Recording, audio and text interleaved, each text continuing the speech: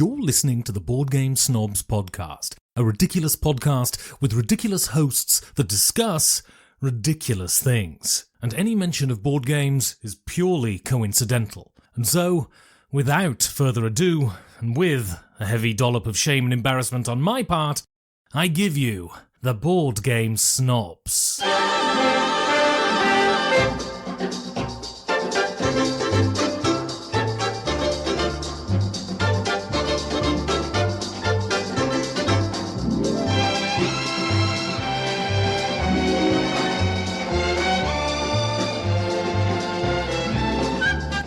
And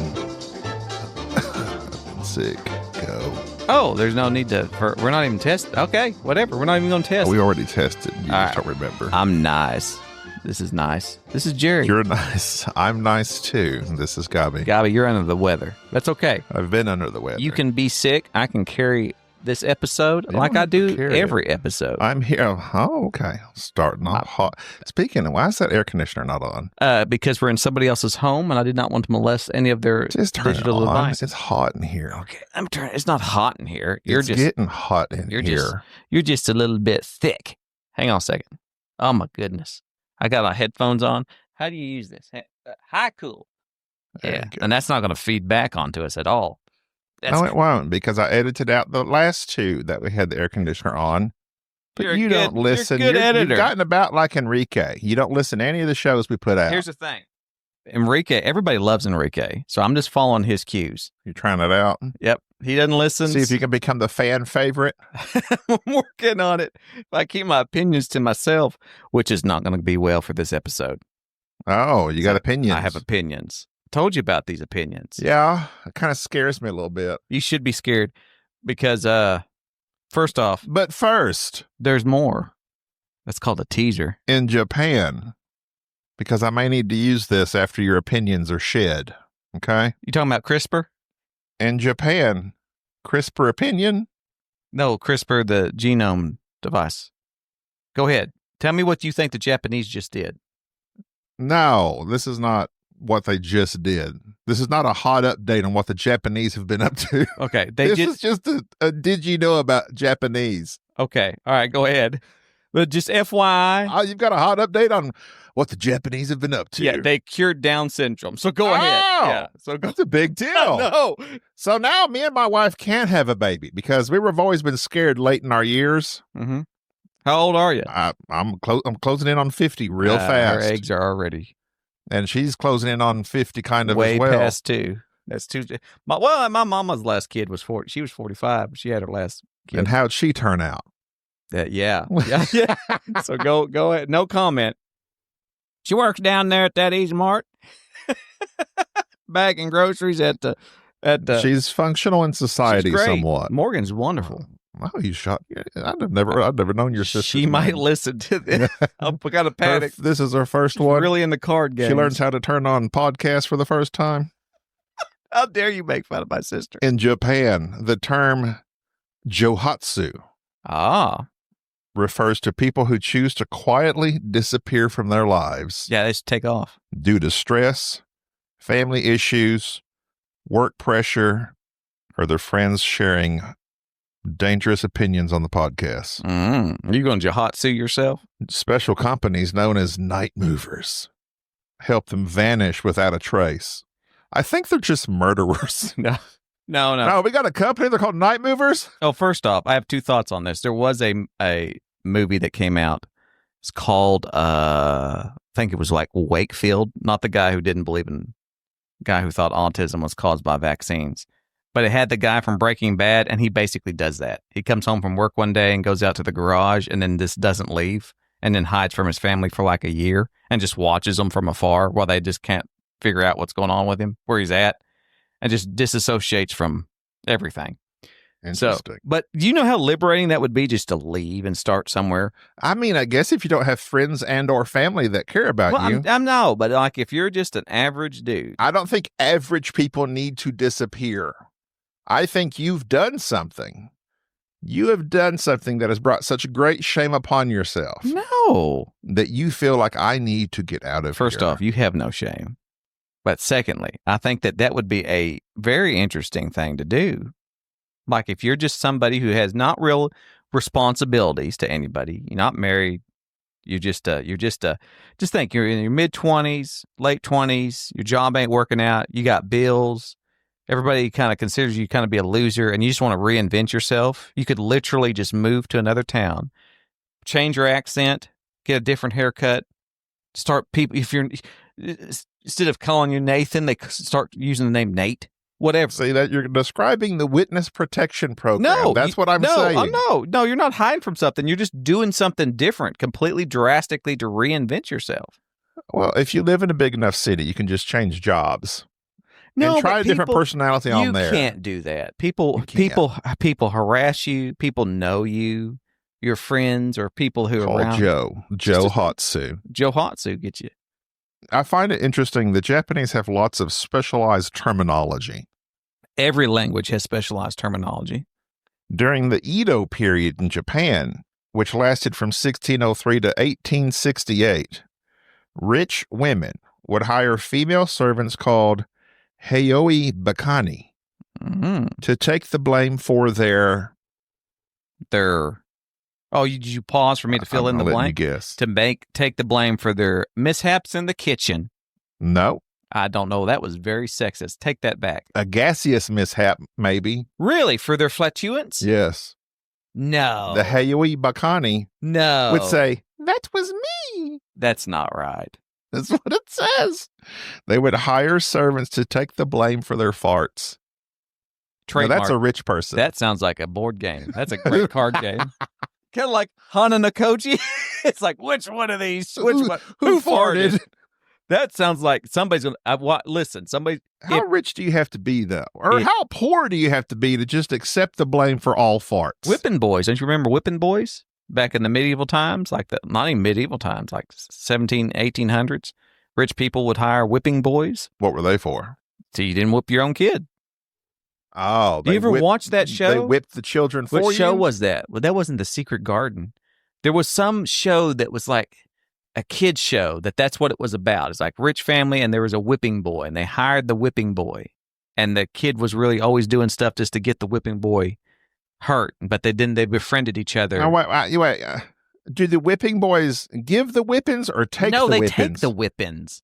Why would you? Who's hiring them? The children? No, the parents. Why would you hire someone else to whip instead of your unruly kids? Because you don't want Oh my goodness, I can't believe you're so you've used the term whipping boy, right? No, I thought it was racist. Oh, now I'm really frightened that I might have just. I mean, the only people I know that have been whipped in the past are generally slaves. A whipping boy refers to a boy who was educated alongside a noble or a priest and received physical punishment in the priest's stead because it was considered inappropriate to strike royalty. So they are kind of like, I don't think anybody's volunteering to be a whipping boy, though. No, but you didn't volunteer. You got paid. Did they? Did they, though? Yeah. It was common punishment administered by tutors at the time. There is little contemporary... Tutors should hire heioi bakani. There is little contemporary evidence for the existence of whipping boys, and evidence that some princes were indeed whipped by their tutors, although some suggested that they may have been beaten less often than their pupils. So it's like one of those things where it looks like somebody had come up with this term, and now it became like in literary examples, and so we're not really 100% sure that it happened, but basically, yeah. Well, don't sign me up for either. I'd rather take the blame for a fart than a whipping. No. I've taken blame for farts. And falsely accused. I have been both whipped and taken the blame for a fart. Who do you take the blame for? Do you do it willingly or have you just been falsely accused? All right, let me like your wife said, "Jerry, that was me." Let me set the tone for you. This happened in Oklahoma City at the VA hospital. My father and his army buddy have an appointment there. And my mother was ill. She was the only one that did the driving. I went with them. They drove to the VA. We're sitting in the waiting room. And there was those plastic chairs that you sit in, like those that reverberate. As we're sitting there, there was a woman. It's like a fart echo chamber. Correct. There was the waiting room was relatively full. there was quite a rotund woman sitting in front of us What does her size have to do with anything? because she was wearing, and I know to this day, I can picture this in my mind's eye, everything about this scenario happening because she was wearing bright red sweatpants, reading a Time magazine, which matched the color of the bright redness. She drops it, leans over to get it, and when she does, she breaks wind. I feel extreme relaxation.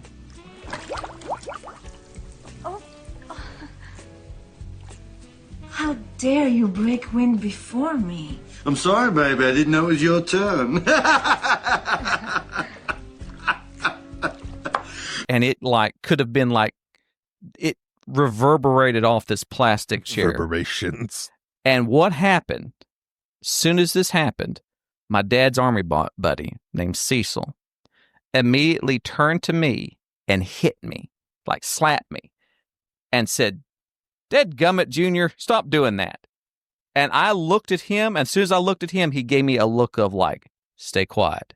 So he was being honorable for this woman. Yes. And when we left, This large, this flatulent woman. large- Is that where your hatred of fat people starts? I think so. I was a mere 9-10 years old. But when we left this hospital, as soon as we got outside that room, Cecil apologized. My dad was like, "Son, I'm so proud of you." He says, "You don't understand how embarrassed that poor woman would have been. And here you are just taking blame. Nobody cares but some kid. They thought it was you." And I mean, my dad was legitly proud of me for taking the blame. I was a modern day Joe Hatchisu. What's it called? Hayoe Bakani. Hayoe Bakani. That's what I did. No, you wouldn't need Joe Hatsu after that when you disappear. No, I just took it. Hey, Very Bakani. Honorable for her discharge Hey, of her. just we could make our own song like Timon and Pumbaa. Hey, Bakani. What a wonderful phrase. Don't know what it's not. It Don't means worry, no be happy. flatulent gaze. I'm trying to think of What did it mean? Hakuna Matata. No worries. No worries. Oh yeah. Hey, Bakani is. Hayoe Bakani. That sounds like a really dull sauce. Hayoe Bakani. All right. If you know about this, please write us because we know nothing about it. Blame takers. Blame takers. I've done that before. Really? Yeah. For who? Those you're close to. Take the blame for something? For farts mostly. Oh, yeah.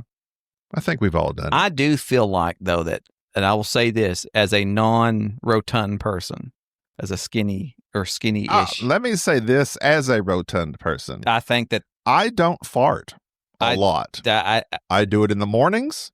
I express everything I need to. And then I am quite renowned in my family because my in-laws are known farters. Okay. As you well know, though, that rotund people are blamed and for some reason assumed. But I'll just bare my soul here. You well know from experience, I have zero problem with releasing any type of gas publicly. Matter of fact, I remember the first time I farted in your home. It was hilarious. I think we were playing Eclipse. Pretty sure. I use it as a icebreaker. It just indicates that you're comfortable around somebody, doesn't it? I thought yes. So Sade, that's one of her big things about. She doesn't consider you a close friend until you farted in front of her. Oh well, I'd do that in front of everybody. Now see, now you're trusting too much. No, I think that it just indicates that I'm that laid back. You have to reciprocate or be to the point to where you think you could reciprocate. You know what I'm saying? So again, I don't do it in front of everybody. And it's something that I guess I grew up with. That's a shameful thing. So it's just not something I do. Well, we're going to the Dice Tower retreat. I know, So but there's a goal for you. so my Fart wife, in front of Tom. when we were dating, my wife farted in front of me before I farted in front of her. Established dominance. Go up to him like, Tom, this has to happen. Sorry, Tom. Go up to the biggest, baddest guy there Yep. and just fart, just rip one. Sorry, Bruce. And just stand there. just stand there sniffing it. Look, Just go, y'all smell that? take it, Captain Morgan pose, lock eyes, and let them know. Okay, and I'll say this as well. Now, this is me growing up, not around a bunch of girls. My best friends, there was they had a sister. She was probably the girl I was closest to. She did not fart. She would go to the bathroom and fart if she had to. That's ridiculous. That's how she was raised. So when I met my wife and her family, they were free farters. Of course. Everybody just farting. And they hike up a leg to do it. As one should. And so her cousin, a girl, and she farted in front of me. And I was like, I didn't really think girls did that. And I'm like 18, 19 at the time. I didn't think girls really did that. And she's like, oh, I fart all the time. And it changed my view of her forever. I think it's culturally. Just depends on where you're at. It might be, but I've heard my grandma and mom did. I don't know. I just didn't grow up that way. Just the way I grew up. I don't think I've ever heard Enrique fart, but that's because of medical reasons. I don't think he can. I'm not sure. I honestly don't. He's an endo farter. I'm not sure that he can. I think he just sucks air in. He may be, but yeah, I don't know where we're going with this part, other than this is just a strange new fact. Okay, well, Heyo Ibikani. I wonder if they're still out there. If we could make T-shirts. Heyo Ibikani. Are we to the point to where I can express my? Speaking of expressing yourself, yes. Here's a fart. For go you. ahead. So, you don't keep up with board game drama. You don't keep up with board games at all. No, but I did stumble upon what you're about to discuss because it was everywhere. Okay, and so as you well know, we stay out of everything, just about, unless it's something I that try to. Yeah. And here's what concerns me: we don't have our resident person of color here. Well, no, he's here in spirit. Okay. Because that's what prompted this conversation that we're about to have. The current issue that was going on with DeVere. Oh boy. And their artwork that was in the Ace of Spades, which everybody who's probably already know the drama. Basically, there was some artwork that people said. At this point, it's kind of already happened and over, right? It's happened and over, but it's not over. But we're bringing it back up. No, I'm not going to talk about that because I'm not talking about that point. I don't care about. I don't care about racism. Well, I do care about racism. Boy, see, anytime I'm trying to talk about something serious, you make it worse. We don't care about racism here. What are you trying to make us out of? Where's my Heyo Ibikani for racism comments? So one of the things that was me. Enrique, shut up, Enrique. Where's my Mexicans at? When all that took place with the artwork and so forth, Bubba, I sent him pictures of the artwork and said, hey, FYI, look at this. Tell me what you think. He sent me back a text message talking about context and what's the game about, blah, blah, blah, blah, blah. I was like, okay. So me and him had a discussion regarding it. And then what took place was I seen all the people in the uproar with DeVere and their response saying, we're sorry, we're going to fix it, yada, yada, yada. And at the end, they talked about having like a cultural diversity person, somebody that they can look at their artwork to tell them, hey, is this too much? Is it too, somebody that they hire that goes, hey, this is kind of that they had one or they are now going to get one. They're going to, which is kind of like that's what Bubba is for us. Anything that we have questions about, I ask him, and it's not just his own emotional labor. He asks me stuff all the time. If he has any questions about how do white people feel? A Caucasian. What's with Miracle Whip? Why do y'all like? Why do y'all like Mumford and Sons so much? Hey, easy now. Bubba likes Mumford and Sons, as all the people should. The banjo calls to us. It's an amazing instrument. But anyways, we went back and forth just discussing exactly the artwork and everything. So, long story short, I have zero commentary on that whole situation of what actually took place because everybody's already talked it to death. The thing that I don't like, here's the thing that I don't like. Here's what upsets me is that whenever something like this happens, you can't get away from the both sides of it, no matter what you do. So like DeVere's already apologized, and now you have one side going, what are you looking at? Nothing. Are you trying to look up the DeVere stuff? No, I'm listening. Okay. And also getting rid of old news things we've already talked about. He said that DeVere is going on and they're doing all this. You're like my dad. Well, it's like, what are you doing? Well, you're doing I'm something. on my phone. I'm look at my phone while you're talking. No, I'm having a serious... Letting you have your moment. No, I'm having a serious conversation with you. Oh, you're talking to me? Yes. Is that why you're looking at me? Yes. Oh, okay. Go ahead. You don't need your phone. But I needed to delete. No, that. you don't need to delete that. Do it after the episode. I'll forget. That's the second thing that I hate. People, but no, it's people hate on Like you. hate DeVere. Those people. Is that what Because you want to talk about? Yes, they hate DeVere because they apologize, and then there's others that hate DeVere because they didn't do enough. You get it from both sides. That's what I don't like. You have people going, well, you didn't do enough, and then you have other people going, you shouldn't apologize, and they're both hating on the same thing. No. You can't do it. My thing is, if you make a mistake and you apologize, and it's your first time, like has DeVere done this before? I don't think so. I'm still waiting to make my first mistake. Yeah, you should say, hey, And when I do, I'm going to apologize. and then you go along. And either take it or don't. Here's the If thing. you don't take it, there's nothing I can do to make you take it. I don't read any of the comments, so I've probably got so many mistakes I should apologize for that I don't even know about. But the point being is that if they're making changes or whatever, you should just understand it and let it go. But people don't let it go, and that's No. what I don't like. Well, it's because, who is not letting it go? It's all it's these people- goofy people in the comment sections. I mean, I understand like the creators that were involved and things of that nature that talked to DeVere and them going, okay, here's what we talked to him personally. Here's what we think. Here's what we said. That's one thing. I don't like it when it boils down to just randos on the internet going, I'll never buy anything from DeVere because they apologized and they shouldn't have bent the knee. And then there's Well- other people going, well, they should have done more. It's all in the moment anyway, that because it's stuff. just the present controversy that is here, and it's a big thing. It blows up, and in 3 weeks, nobody's talking about it. I know, but then you know what? Yeah, exactly. It's a thing that gets fired up. People get all bent out of shape about it, and then it's in the wind. And then they get mad at everybody who's kind of on the outskirts of that. Everybody who might have reviewed the game or saw the game, they're griping at everybody. I don't know. I just think that You're just saying, like Rodney King, you just want everyone to get along. exactly. But I understand. I'm not saying that there's nothing wrong, that if somebody makes a mistake, that you should not address it. So you're not giving your opinion on whether or not you think what they did was bad or racist. You're Yeah. giving your opinion on the people surrounding the controversy Right. that have their opinions on if it was bad or not bad or appropriate or not appropriate. Exactly. I already talked to our cultural guy. I already talked to Bubba, and Bubba said a bunch of nuanced stuff that I'm not even going to try to repeat. Yeah, we're not qualified I'm to not repeat. qualified, which is like, hey, Bubba, what do you think about this? And Bubba said, and he talked for a long time, and I called him, and we talked for a long time. I'm like, okay.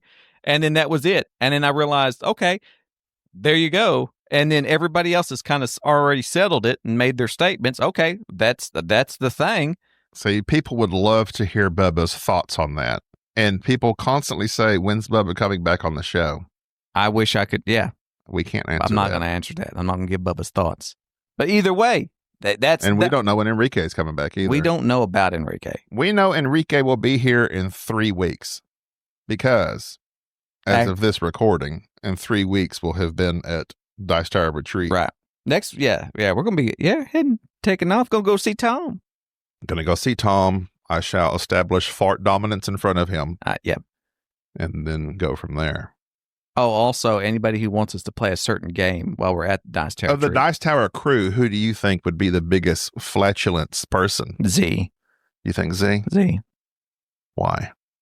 I get that feeling. Really? Yeah. Is it because he's kind of a large man? No, he's not a large man. I would say Sam Healy. Sam Healy. Actually, I take that back. It's He's Sam lost Healy. weight, I feel like. Sam Healy. He's a war gamer. You can't play war games and not be. What about Delizio? No. He's Don't think so? he's an old fart, but he's not. But he's not. Oh, I regret not. Man, I was hoping we have that mixtape game by now. I was wanting to take it and have Oh, him sign yeah. it. No, we don't have it yet. Because Dadgummit. them boats are taking their sweet time getting here. I know. I was going to I have do have a place for all my books, though. A cozy game about collecting and organizing your books. First off, I knew this would get you. cozy. I don't know what cozy means. That makes me sad for you. I don't know what cozy means. That truly makes me sad Can you for define it for me? I can define it for you, but I can't give you that feeling. No, but tell me what it means so I can at least have a concept. Do you want of me it. to read the definition? No, what's your definition of cozy? Try to My explain your definition of cozy. I can't describe. I can describe to you a moment in which I feel cozy. And what does it mean? Like, what does it mean to you if you're cozy? It's more of a feeling. It's not like. But what you does can it describe mean? feelings. Okay, so cozy to me Uh-huh. is a cold winter night. Okay. The snow is falling gently outside, Okay. or even rain. I gotcha. like rain as well. You don't have to work the next day because you're not worried about tomorrow. Okay. So you're able to fully enjoy the moment you're in, and you're sipping some cocoa. You're holding it with two hands. Oh, you've gone deep. You're holding it with two hands. You're sipping your cocoa. Your cat hops up on your lap. Okay. And she's So- purring, so and I'm petting her. It's just being comfortable. And I'm also, either reading my favorite book, not favorite book, just a book that you enjoy, but preferably it's a mindset, or B, watching a show. So like I've seen repeatedly, and I don't know if this is because I say things out loud and my phone listens and just puts them out there, but people often say, or not people, my phone's often telling me through Instagram that people that watch the same shows repeatedly Uh-huh. have a higher intelligence. I don't know why it's always trying to tell you how you have, like, it also says people that cuss and stress a lot have higher intelligence. No. See, all those articles are... It's just to make people feel good. all those articles are just AI articles that are cheaply written that you'll click on because... But I don't click on them. I just say words out loud, and my phone literally hears them and Yeah, puts up something. But like Sade, when she's feeling bad, she'll get in the recliner, pull up a blanket, and start watching Pride and Prejudice starring Keira Knightley and the guy from Succession. Mm-hmm. And she has watched that literally every time I go home. And you're saying that disproves that article? How dare you? what... No, I'm telling you what cozy is about. Okay. So that's her Thought cozy. she's causing Sade dumb. I would say cozy is comforting. Okay. That's It's a feeling of comfort. When something is cozy, like this place is cozy, I'm thinking, my first thought is comfortable. I feel comfortable here. But there's Tina's house, where we are presently recording, sister of Enrique. This is a cozy house. first of her name. First- So when you posted that on our Facebook group, something about cozy, whatever, Here's something I don't like, though. you don't. Well, okay. This is something I don't like. Let me be the judge if this is a cozy game. Don't tell me this is a cozy game. No, people say that all the time. This is a cozy. Cabin. Yeah, they've said that because they have played a game and it makes them feel cozy. I believe Tyler in Discord, somebody in our Discord said, almost all solo games I find cozy. That's not the case for me. There's certain games that are like, I don't know. the how. last cozy game, not the last one. Well, I just don't play much solo anymore. But the Fields of Arle, that's a cozy game to me. You're farming. See, I don't know what makes it feel cozy. So that's the thing that gets me. As I think that. Have you never felt cozy before? So when you said that, I thought, okay, comfortable. But then of course, I do the thing that some people hate, where I get stuck on definitions and trying to figure things out. But it's mainly because I lack that whole social awareness of what exactly do you mean. And I just realized I always thought when you say cozy, that's like a slang term for just something that's comfortable. But then I realized, well, no, you can be comfortable, but not cozy. I think it's also like an ambience and atmosphere that goes with it. That's exactly the term. That's exactly what the conclusion I came to, because I can go to a movie theater and sit in one of those big reclining chairs and all that junk, but I'll never be cozy in a movie theater because it's a thing that's going on. Cozy, I believe, and you correct me if I'm wrong, there are certain things, kind of like certain seasonal affects that people always associate with being cozy. I always, here's the time for which I was cozy. I remember growing up reading Calvin and Hobbes, and the house that we had didn't have, it was like had a wood stove, and I liked the cold. So like wood stove, stuff like that didn't bother me. but we had a window unit. That was the only thing that we had to cool the home. I was thinking the same thing. I would sit in front of the window unit, units. and it would freeze me to death, and I would read Calvin And it's Hobbes. the sound of the window units. Yes, and I remember thinking at the time, I've never felt more close to you than I have in this moment. Well, that's window unit here reminded me. And that was a thing to where I'm thinking, when you say cozy, that's what everybody starts going, it's cold and then you're inside and it's the hot. And I'm That's like, true. no. It to me, it's this sense of I'm comfortable, but I'm also like almost alone. It's amazing you said. I'm sincere because as you were talking and I was listening to that, what you just turned on earlier this episode. When I grew up, we had window units. We weren't rich enough for central AC. I remember I was reading one of my first big novels I read as a book, an adult novel, not something that's spicy or sensuous. I just mean a novel written for adults. Is it wrote or written? Written for adults. Clive Cussler, Dirk Pitt, Cyclops. That was the first book of his I read. And I remember the window unit being on. My mama was cleaning house. I was off from school. And it's one of those moments that sticks in your brain in time. And every time I hear a central window unit hum in the background, it gives me that feeling. Right. What's that term? Oh, all the productivity bros are always saying it. When you get to flow space, like they get into a flow, like you're working and you're productive, but then you're like, I'm in my flow state of mind. I think that being cozy is just the flow state of being comfortable. It's like you've somehow locked it in, that you're just, whatever the situation is, you're doing it. You've singled yourself out and you're able to kind of isolate your thoughts to that area. Now, I will tell you the Oxford American Dictionary, because we don't mess with the British. Oh, British. It does say giving a feeling of comfort, warmth, and relaxation. So I don't know if all three of those are required. I don't think technically that warmth has to be a temperature. Right. Maybe that's just a mental state. Correct. I'm mentally warm. But that book game, I think it's fascinating that we associate books with being cozy. I think so. Would you ever assume having your phone as being cozy? Because people curl up with a book. You curl up with your phone.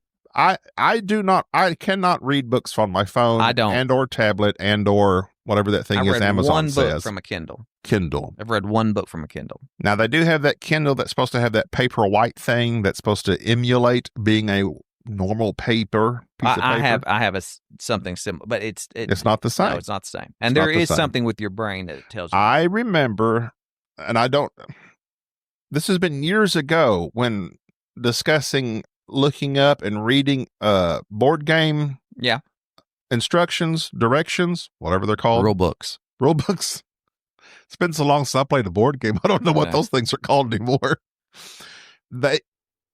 I had to look up, because you can look them up on PDF on your computer. But anyway, what I had looked up said, for whatever reason, a paper text, the texture and whatever of actual paper will imprint on your mind more what you're reading than reading a PDF on a computer. Right. Like it has a greater effect on your brain. Right. That's like board games. That's why it's tactile. Yeah, tactile. Yeah, that's the term. That's the whole thing about board games. That's why the digital versions of them don't. BGA is nice. It fills a gap when necessary, but also it's lacking severely in other areas. I don't mind playing certain games on it, but I will not. It is not the same. I don't fool myself into thinking. I never feel cozy playing a BGA game. No. I wouldn't say so. And I saw that you mentioned that. There's also another phrase that Sade says. She likes to say, and this is something everybody wants to feel, there will be a moment in time when all the family's gathered round, and she'll say, I am content in this moment. You ever have those moments? Like, everything is all right in life right now.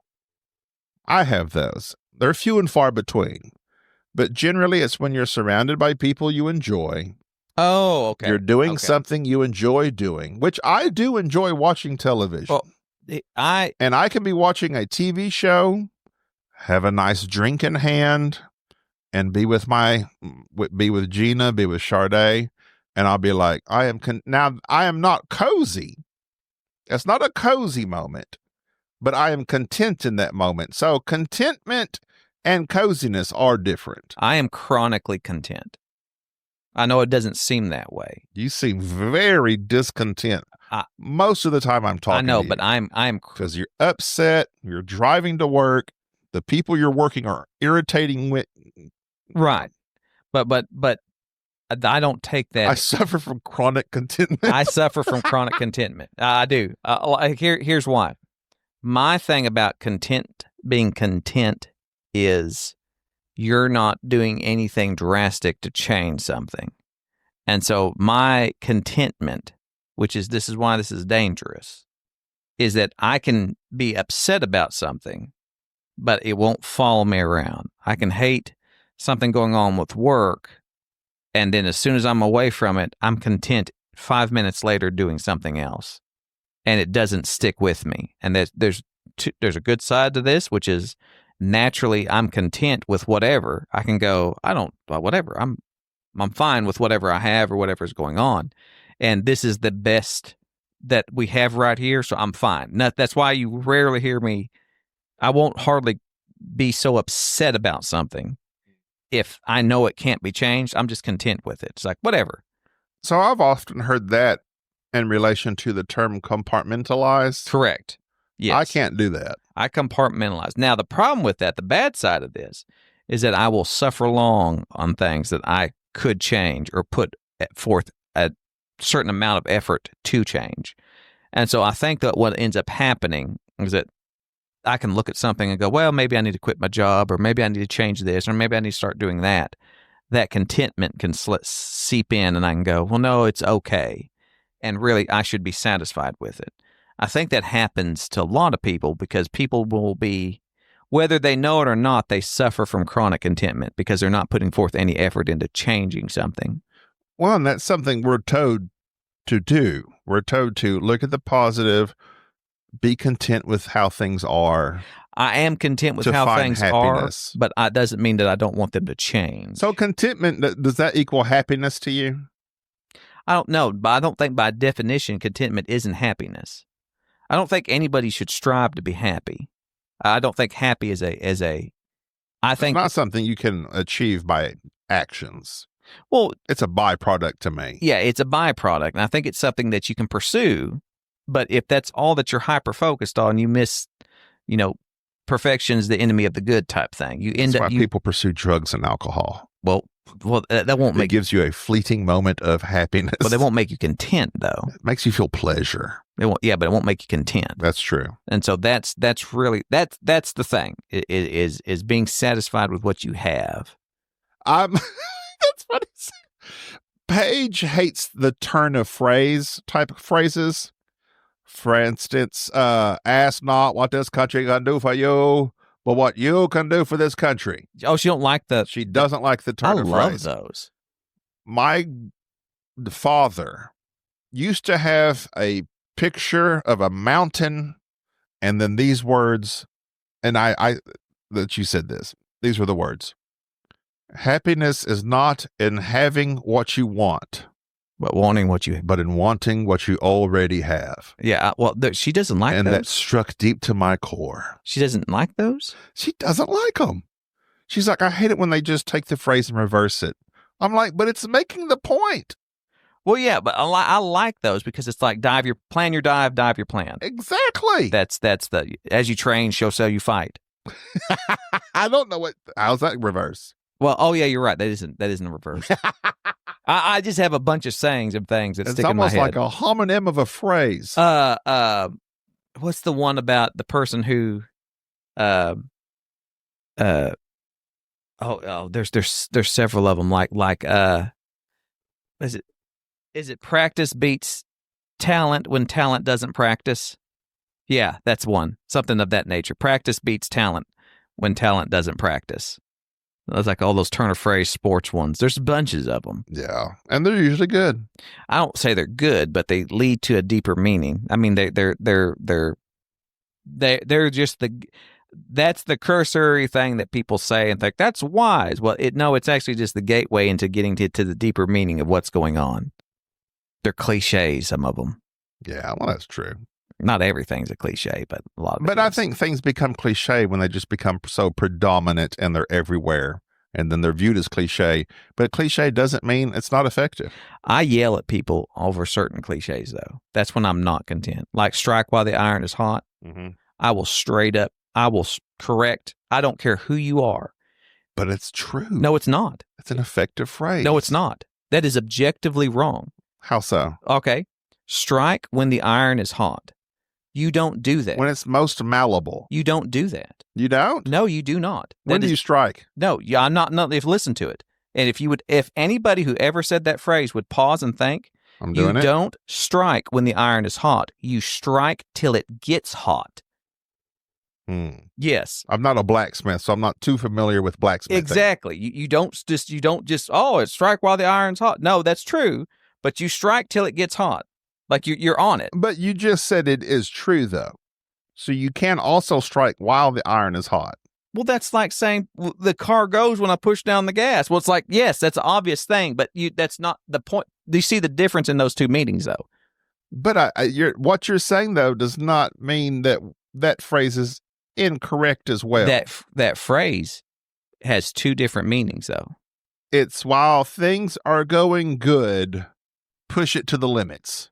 Or put forth effort and make your own destiny. You strike to get it hot. And so one of those phrases typically says, just wait around till something happens and you can take an opportunity. Also, if it comes to gambling, do not strike while the iron is hot. Get while the getting's good is what I say. Yeah, know when to fold them, know when to hold them. That's that. Yeah. So it's stuff like that. There's certain phrases that people have, like jack of all trades, that they never complete. That's master of none. Yeah. There's several of them that are like that way. You go down a deep hole That's a good of looking up phrases The jack of all trades. that are incomplete, that are cliches that people say. I'm, in fact, a jack of not many trades and a master of one, truck driving. I don't know if I've told you this. I'm a truck driver. Even though I don't do it no more, I've retired. Yeah. I was one heck of a truck I'm a driver. regular Jerry. truck driver. One of your counterparts My destroyed the car wash in my hometown.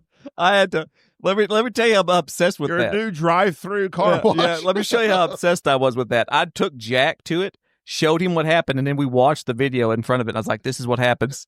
Well, this is why." And he's like, "So, did he fall asleep?" I said, "He's had health issues." And they said, "Will they not let you drive?" Did they find out why he did that? I think he had Oh, had an issue, no. health issue. My God. See, I was he like- must. That okay? So I told him, I said that they pulled Gobby's license that because they were text like, doc physical is yeah, rough. yeah. Like That- if your blood pressure is not 140 That over, guy slipped through. he slipped through somehow. Now, I'm not going to say there's probably not some shyster doctors out there that is your bud and he'll just sign your text dot card and let you go on. Yep. That's kind of rough. But yeah, no, text We dot. got to end this episode. I'm saying text dot as well because That's it's very Texas. specific to Texas. Well, this is probably ODOT with Oklahoma, which is you got a license, you drive. We have no dot. No dot. Department of Transportation is what the dot stands for you non-truck drivers out there. Yeah. You don't All love right, the well, road. that's going to do it for this episode. The asphalt doesn't call you. We'll We'll read some emails on the next one. At the airing of our next episode, we will be physically in Orlando. Florida. So think of that as you listen to, not this episode. This episode, we're still here. Farting in front of Tom. Until next time, I'm Gavi. It's Jerry. Bye-bye. Thank you for tolerating this episode of the Board Game Snobs. Stay classy.